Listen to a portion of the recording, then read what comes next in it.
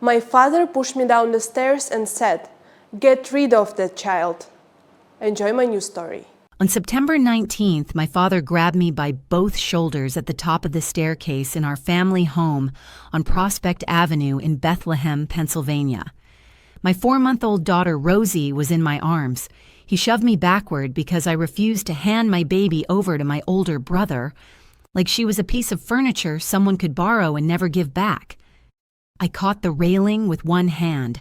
I twisted my whole body around Rosie like a shell, and I slid down 3 steps on my back, the carpet burning straight through my shirt. My wrist bent sideways. My daughter was screaming. And my father, Gordon Chambers, stood at the top of those stairs and yelled down at me that the inheritance belonged to my brother, and I needed to get rid of that child. That's a real sentence from my real life. Some nights I still can't believe it came out of my own father's mouth. My name is Edith. I'm 31 years old. I work as a dental hygienist at a practice on Hamilton Boulevard in Allentown. I pay my own rent, I file my own taxes, and I haven't asked my parents for a single dollar since I was 19. And somehow, in the eyes of my family, I was still never good enough. Growing up in the Chambers house meant learning one rule early. My older brother Keith could do no wrong, and I could do no right, and this wasn't subtle. When Keith turned 16, my parents bought him a brand new Jeep Wrangler.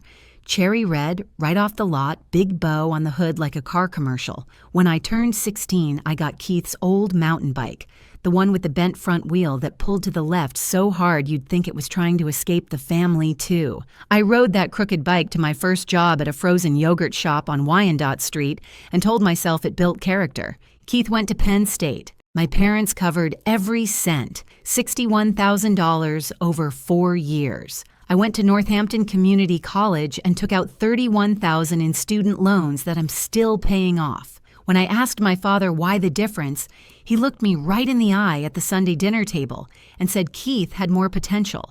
Just like that, like he was commenting on the weather. And you know what the worst part is? For a long time, I believed him. That's what being the invisible child does to you.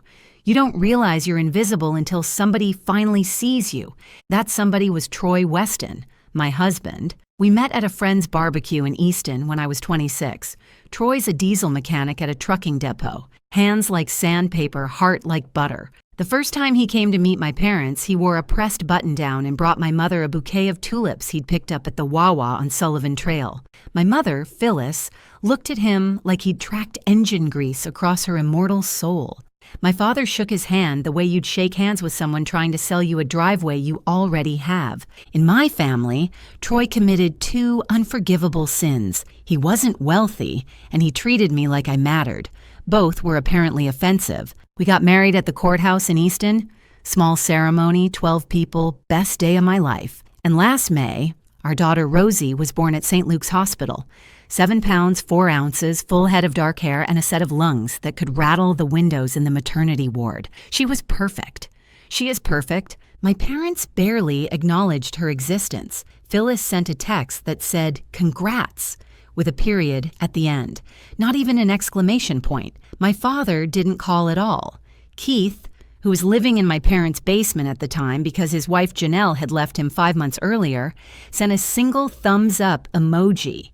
One emoji for my firstborn child. I screenshotted it because honestly, it was almost funny. You know you're low on the family priority list when your birth announcement gets less reaction than a grocery store coupon. But there was one person in the Chambers family who would have cared deeply. My grandmother, Nell Chambers, my father's mother. And if you want to understand everything that happened, the money, the lies, the staircase, the moment that front door opened, you need to understand Nell first. Nell Chambers was the kind of woman who built things with her bare hands and sheer stubbornness. Starting in her 40s, she bought rental properties across the Lehigh Valley, one at a time, fixed them up herself, rented them out. By the time she was 75, she owned 6 units, 3 duplexes spread between Bethlehem, Allentown, and Emmaus. Together, they were worth about $1.9 million.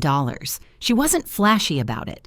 She drove the same Buick LeSabre for 11 years and still clipped coupons for dish soap. But the woman had built real, solid wealth, brick by brick, tenant by tenant. 3 years ago, my father moved Nell into Sycamore Ridge Assisted Living. He told the whole family she had advanced dementia, said she couldn't remember names, couldn't manage money, couldn't be trusted on her own anymore. He said it with such calm authority that none of us questioned it. I'm ashamed of that now. I should have visited. I should have picked up the phone and called the facility myself. But I was 28, working full-time, planning a wedding, and I trusted my father. That was my biggest mistake. Gordon became the sole manager of Nell's properties, her bank accounts, her trust, everything.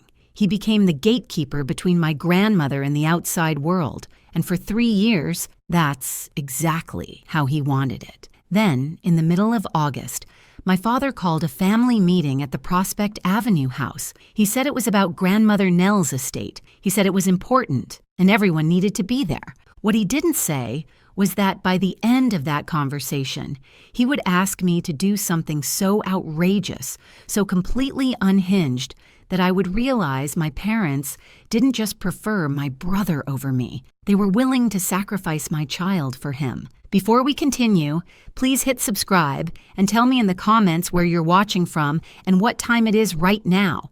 I read every single one, and it truly means the world to me. Now, back to what happened. August 14th, a humid evening, the kind where the air sticks to your skin before you even get out of the car. Troy and I drove to the Prospect Avenue house after I finished my shift at the dental office. We left Rosie with Troy's mother back in Easton. Something about my father's voice on the phone told me this wasn't going to be a casual family dinner. I wanted my hands free and my head clear. The house smelled like Phyllis's pot roast and Lysol, my mother's 2 signature scents. You could always tell the emotional temperature of the Chambers household by what Phyllis was cooking. Pot roast meant she was performing. She wanted this evening to feel normal, like a family just sitting down to talk. It wasn't. Gordon sat at the head of the dining table with a manila folder in front of him. Phyllis stood by the kitchen counter with her arms crossed like a sentry. And Keith sat in the corner chair, looking like a man who hadn't slept in 6 months, which honestly, he probably hadn't. His hair was greasy.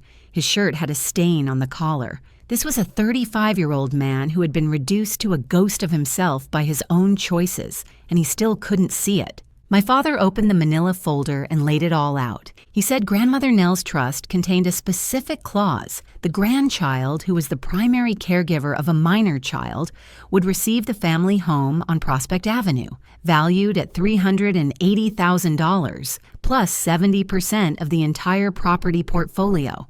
The grandchild without children would get the remaining 30%. Since I had Rosie, I qualified for the house and the bigger share. Keith did not. And then Gordon said the words that changed everything. He told me I had 2 options. Either I could sign temporary custody of Rosie over to Keith, making Keith the qualifying grandchild under the trust, or I could sign a separate document, relinquishing my entire inheritance claim. Either way, Keith would get what he deserved. His word. Deserved. I actually laughed. Not because it was funny, but because my brain literally could not process what I just heard. My father, my own father, was asking me to hand my 4-month-old baby to my brother, a 35-year-old man living in a basement, a man whose wife, Janelle, had walked out 7 months ago because he'd blown through $67,000 on online poker and weekend trips to the Parks Casino in Bensalem, a man whose credit score was 480, and I only knew that because Janelle mentioned it to me the one time we talked after she left. Keith's idea of financial planning was hoping the next hand would pay his electric bill, and now he was supposed to be the primary caregiver of an infant. Phyllis jumped in immediately. She put her hand on my arm, that move she does when she wants you to think she's being gentle, but really she's just pinning you down. And she told me this wasn't about me. She said Keith needed this more. She said I had Troy, I had my job, I had stability. Keith had nothing. And family, she said, takes care of family. I looked at my mother and I thought, you have never once taken care of me. Not when I needed braces at 14 and you said we couldn't afford them, 2 months before you bought Keith a PlayStation. Not when I graduated from hygienist school and you forgot to come because Keith had a flat tire and somehow that was a 2-person emergency. You never once put me first. But now I'm supposed to hand over my child because family takes care of family? Troy, who had been standing in the doorway with his arms folded and his jaw getting tighter by the minute, said exactly 4 words. He told them we were leaving, and we left. He didn't raise his voice. He didn't slam anything. He just put his hand on my back and walked me out the door. That's who Troy is. Steady when I can't be. That should have been the end of it. But the Chambers family does not believe in endings. Starting the next morning, my phone became a weapon. Phyllis texted every single day. Long, guilt-soaked messages about sacrifice and loyalty and how I was tearing the family apart. Gordon left voicemails, short, cold, controlled. He said I had until September 19th to make the right decision. He said if I didn't cooperate, he would make things very difficult. He didn't explain what that meant. He didn't need to. My phone was going off so much that Troy asked if I was running for office. Between Phyllis's daily guilt novels, Gordon's voicemail threats, and Keith's one sad emoji per night, I had more notifications than a teenager on prom night. Keith started texting me separately too, pathetic, half-begging messages. One said he'd take really good care of Rosie.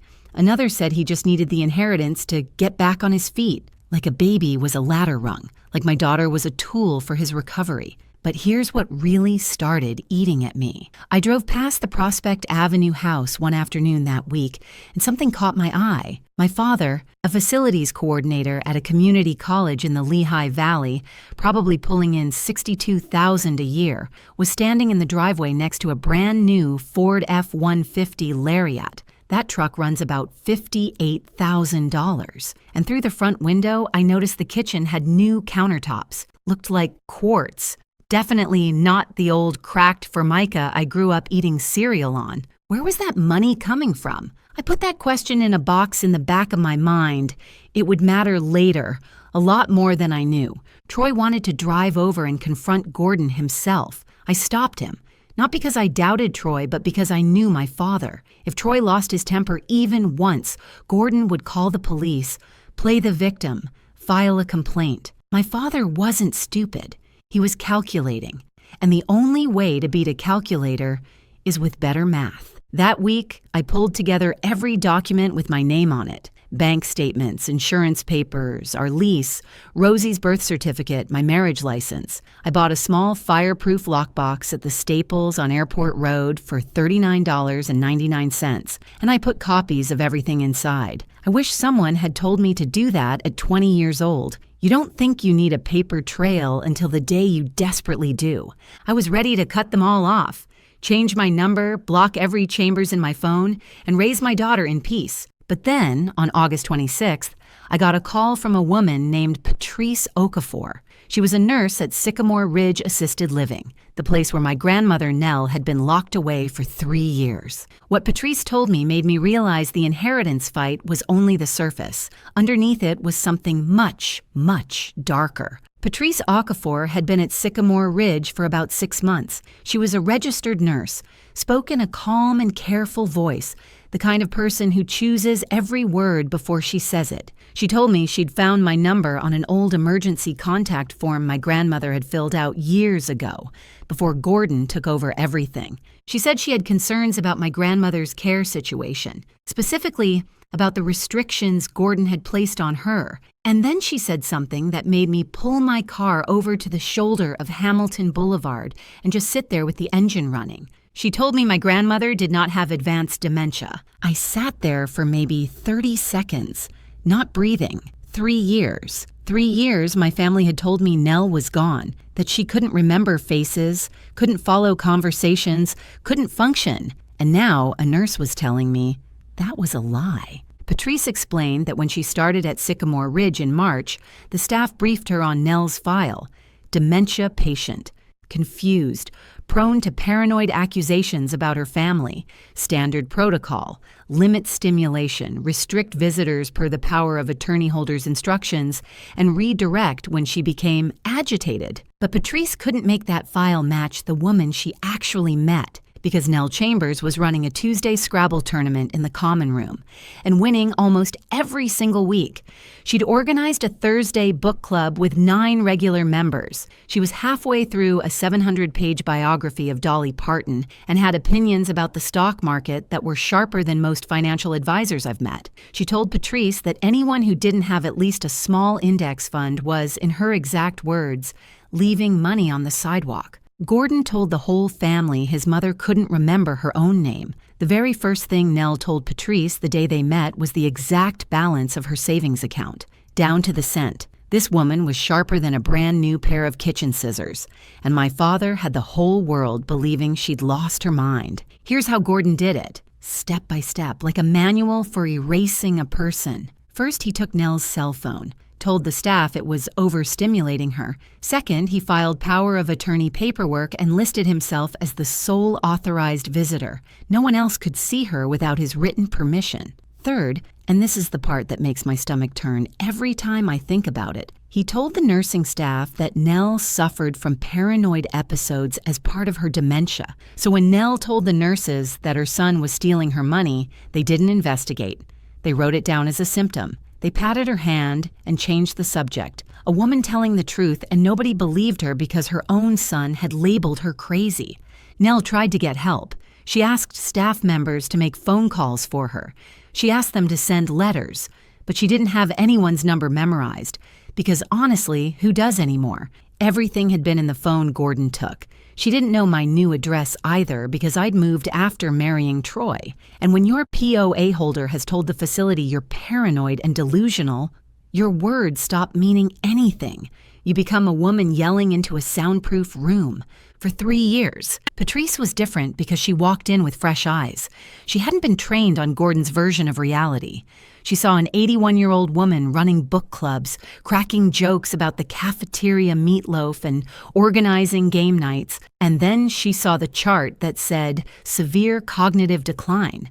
Those 2 pictures didn't match, and in Pennsylvania, Patrice was what's called a mandated reporter. If she suspected elder abuse or neglect, she was legally required to act. So she dug up that old emergency contact form from a filing cabinet, found my number, and called. 2 days later, on a quiet morning when I knew Gordon would be at work, I drove to Sycamore Ridge. I signed in at the front desk, and Patrice walked me down a quiet hallway to room 14B. My grandmother was sitting in a blue armchair by the window, reading a library copy of a mystery novel with a cracked spine. She looked thinner than I remembered, smaller, but her eyes were the same. Quick and sharp and full of something that 3 years of isolation hadn't managed to put out. She looked up at me, and for a few seconds, neither of us said anything. Then she said my name, clear as a bell. No hesitation, no confusion. Just my name, like I'd visited last week instead of 3 years ago. I'd brought Rosie. I was breastfeeding, so she went wherever I went, strapped to my chest in a carrier. I lifted her out and placed her in Nell's arms, and my grandmother's hands started trembling. Not from weakness, from something much bigger than that. Nobody had told her I'd had a baby. 3 years in that room, and not one person mentioned she had a great-granddaughter. She held Rosie and stared at her face for a long time. Then she looked up at me and said the baby had her nose. And she was sorry about that because it wasn't her best feature. I laughed so hard I nearly woke up the woman napping next door. That was Nell. Even in the middle of all this darkness, she could find something to be funny about. Once she composed herself, Nell got very focused, very still. The kind of stillness I remembered from when I was a little girl and she'd sit at her kitchen table with a calculator and a stack of rent checks, running numbers on her properties. She was in business mode. She told me that her original trust, written by her attorney, Warren Healy, out of his office on 7th Street in downtown Allentown, divided everything equally between me and Keith, 50-50. No conditions, no clauses about children or caregiving, just a clean, fair split because, as she put it, both her grandchildren deserved an equal start in life. But 2 years ago, Gordon fired Warren Healy, didn't give a reason, just told him his services were no longer needed. Then he brought in a man named Glenn Fisk, a lawyer, who, as far as Nell understood, did whatever Gordon asked him to do. Fisk rewrote the trust. He added the clause about the grandchild with a minor child receiving the Prospect Avenue house plus 70% of the portfolio. At the time, Keith was still married to Janelle, and they were supposedly trying to have a baby. Gordon had bet that Keith would have a child first, but then Janelle left Keith in January because of the gambling. And 5 months later, I had Rosie. Gordon's own rigged game backfired on him.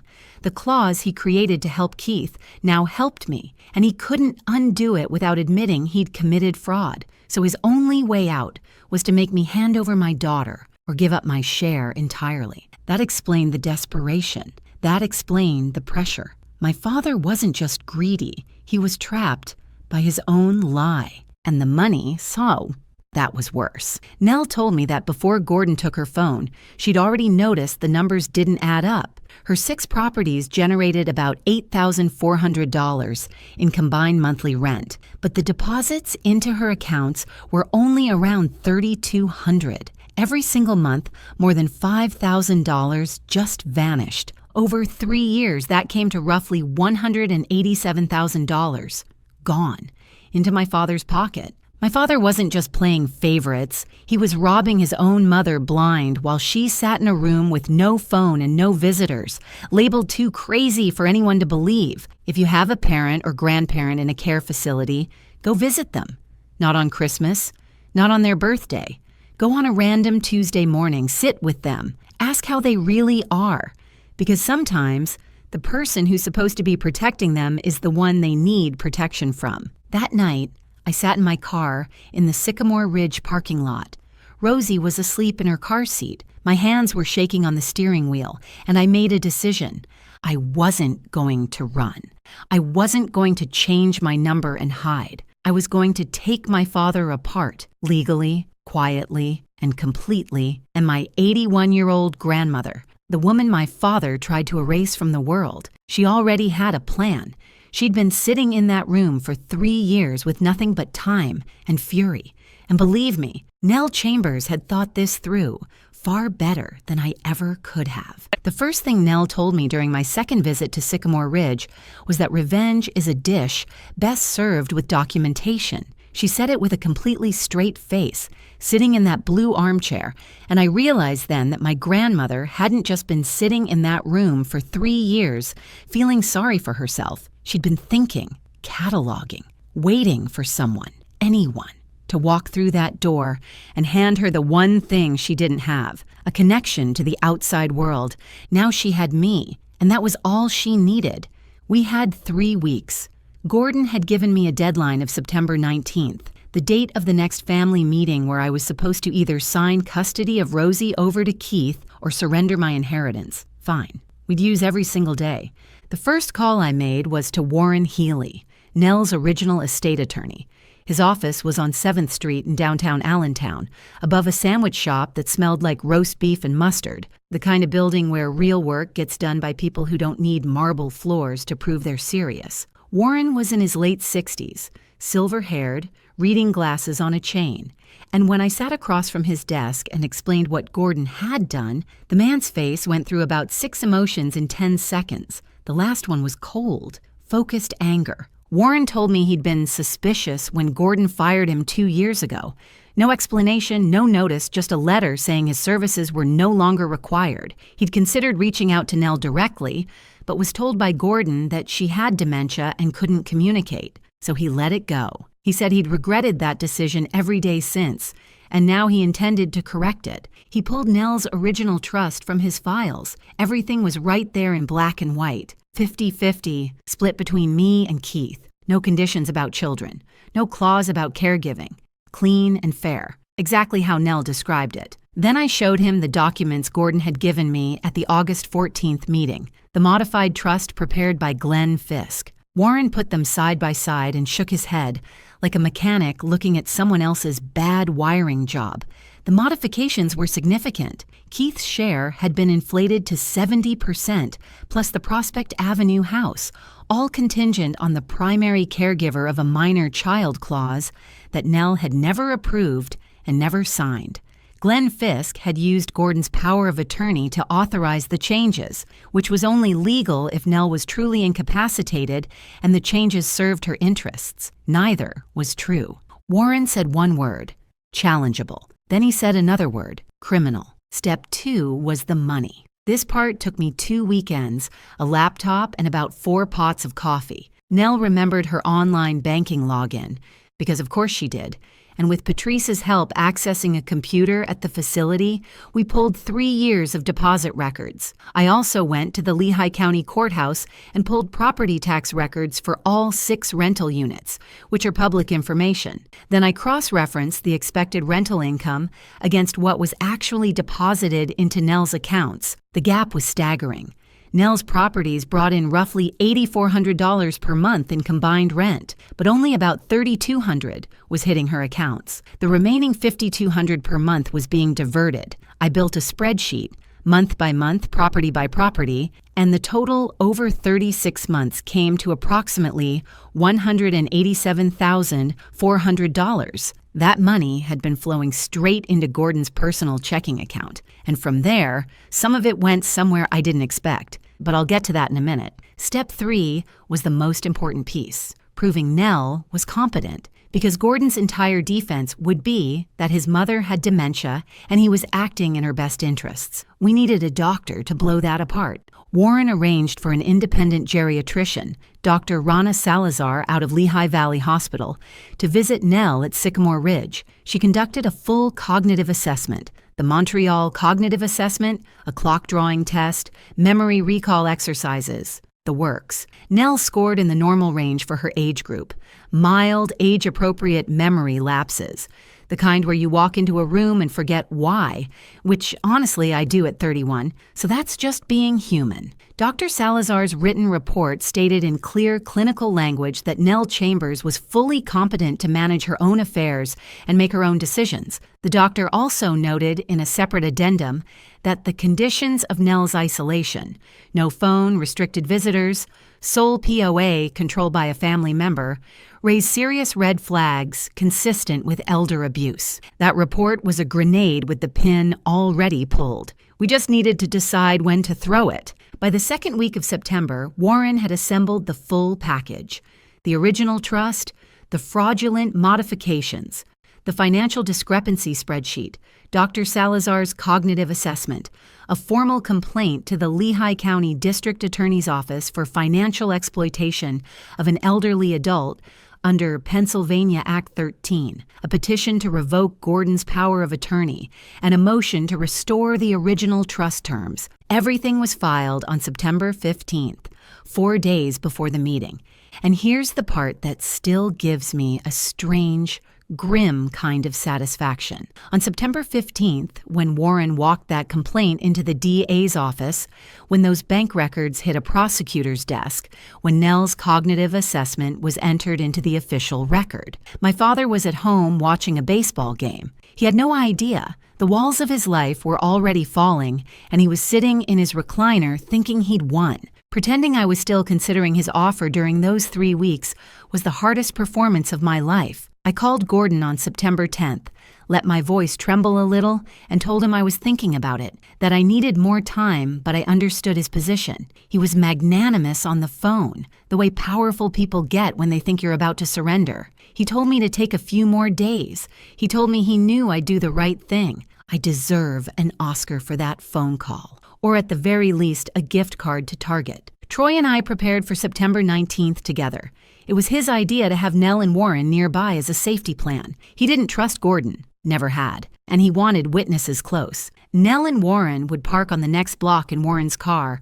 If anything went wrong, Troy would text one word and they'd come in. Patrice Okafor agreed to accompany Nell as her medical attendant. 3 people, 1 block away, ready if needed. Some people might think that was overkill. But Troy grew up in a house where his father punched holes in drywall when dinner was late. He recognized danger the way some people recognize weather, in the pressure change before the storm hits, and he wasn't about to let me walk into that house without a backup plan.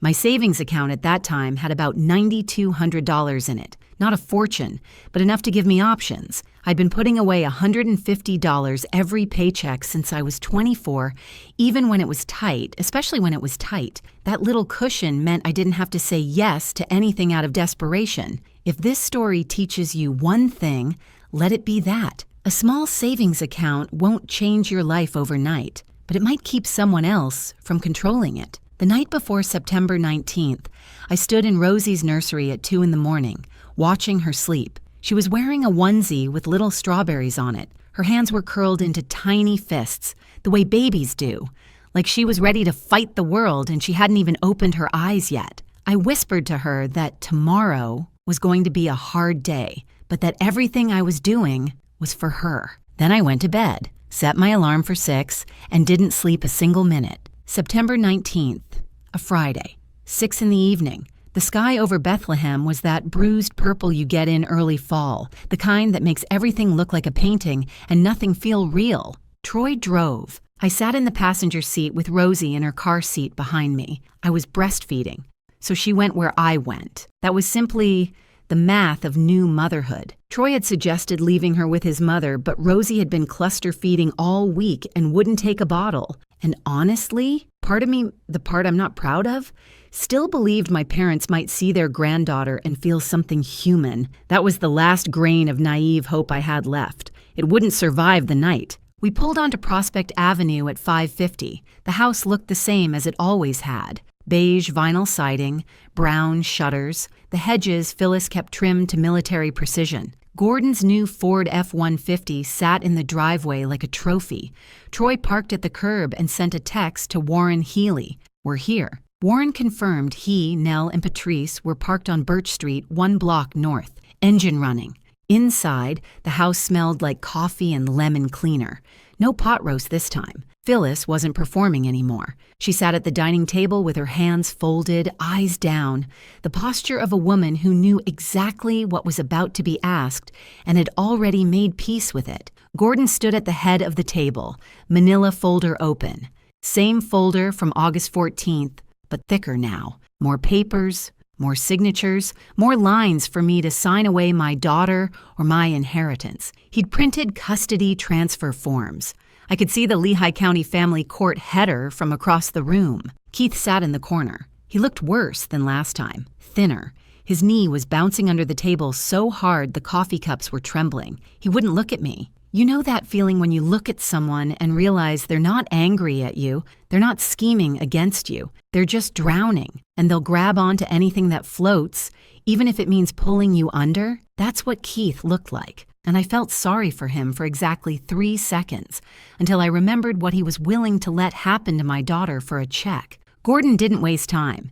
He tapped the folder and told me this was my last chance. He said he'd been patient. He said he'd been more than fair. He said all I had to do was sign, either the custody papers or the relinquishment form, and we could all move forward as a family. I looked at my father across that table and I felt something I'd never felt before. Not anger, not fear. Just a deep, heavy clarity, like someone had wiped the fog off a window I'd been staring through for 31 years. I told him no, not dramatically, not with a speech, just no. And then I picked up Rosie's car seat from the floor and started walking toward the hallway. What happened next took maybe 7 seconds. It felt like 40 minutes. Gordon moved fast for a 59-year-old man. He stepped into the hallway and blocked my path near the top of the staircase. He wasn't yelling yet. That came after. First, he tried the voice, the low, controlled, Gordon knows best voice that had run this family for decades. He told me I was making a mistake. He told me I didn't understand what was at stake. I tried to step around him. He grabbed my shoulders, both hands, hard. I had Rosie's car seat in my left hand. I tried to twist free with my right, but Gordon wasn't letting go.